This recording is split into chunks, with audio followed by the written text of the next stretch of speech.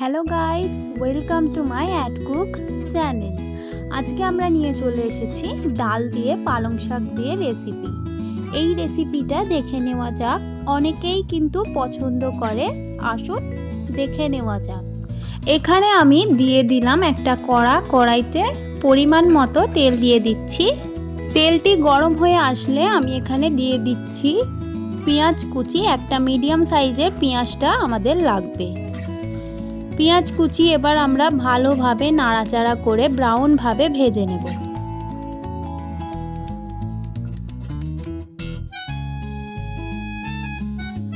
তারপর পেঁয়াজটা এখানে আমাদের অল্প ব্রাউন হয়ে আসলে আমি একটা কাঁচা লঙ্কা কেটে দিয়ে দিচ্ছি মাঝখান থেকে, আর একটা ছোট সাইজের টমেটো আমি এখানে কুচি করে দিয়ে দিয়েছি।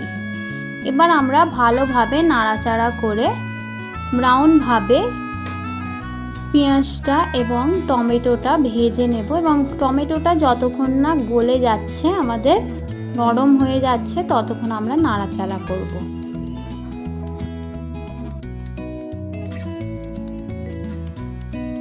টমেটো এবং পেঁয়াজটা আমাদের গলে এসেছে।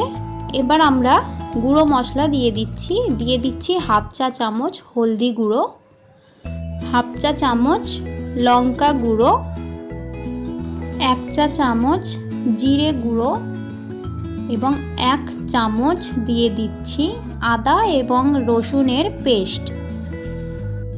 সব মশলাগুলি দিয়ে দেওয়া হয়ে গেলে এবার আমরা ভালোভাবে নাড়াচাড়া করে একটা কাই বানিয়ে নেব।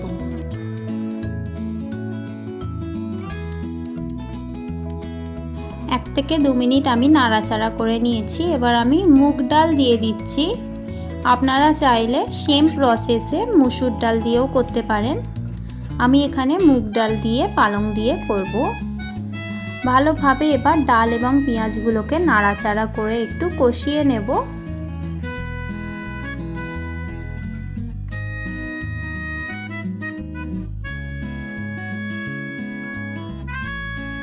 আমি এখানে 3 থেকে 4 মিনিট কষিয়ে নিয়েছি। এবার আমি জল ঢেলে দেব ডালটা সিদ্ধ হওয়ার জন্য। জল ঢেলে আমরা ভালোভাবে ডালটাকে নাড়াচাড়া করে নেব, যাতে জলের সব জায়গায় ডালটা পৌঁছে যায়। এবার আমরা ডালটাকে ঢাকা দিয়ে দেব প্রায় 10 থেকে 20 মিনিটের মতো। আমাদের ডালটা অর্ধেক সিদ্ধ হয়ে আসলে আমরা ঢাকনা খুলে দেব। এখানে আমি 10 থেকে 20 মিনিট ফুটানোর পর খুলে দিলাম ঢাকনা। আমাদের ডালটা কিন্তু অল্প একটু সিদ্ধ হয়ে এসেছে, দেখতে পাচ্ছেন গাঢ় হয়ে গেছে জলটা, অতিরিক্ত আর জল নেই, দেখতেই পাচ্ছেন। এবার আমরা ভালো করে নাড়াচাড়া করে দেব যাতে সাইডগুলো পুড়ে না ধরে। ডালটা অল্প একটু নাড়াচাড়া করার পরে এই পর্যায়ে আমরা পালং শাক কুচনো দিয়ে দেব। আমি পালং শাকটা ভালোভাবে ধুয়ে ফ্রেশ করে রেখেছিলাম।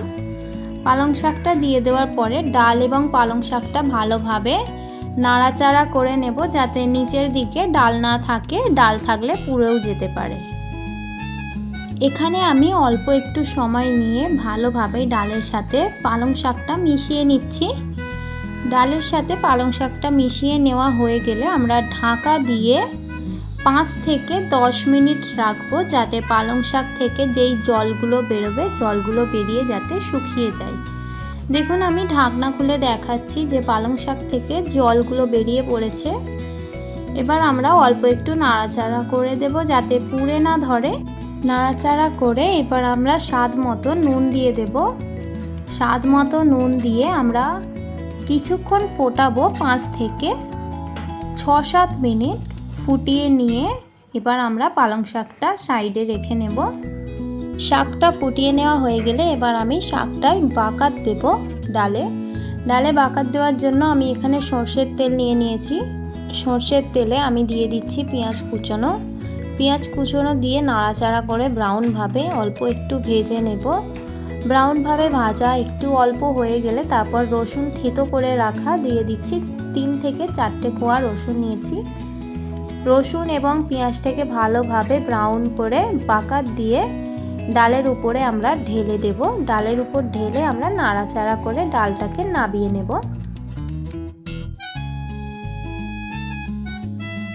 যদি আপনাদের এই ভিডিওটা ভালো লেগে থাকে তাহলে অবশ্যই একটা লাইক শেয়ার অ্যান্ড সাবস্ক্রাইব করে দেবেন। আমার চ্যানেলে নতুন হয়ে থাকলে অবশ্যই চ্যানেলটিকে সাবস্ক্রাইব করে আমার পাশে থাকবেন। দেখা হবে নেক্সট ভিডিওতে। আজকের এই ভিডিওটা দেখার জন্য অনেক অনেক ধন্যবাদ।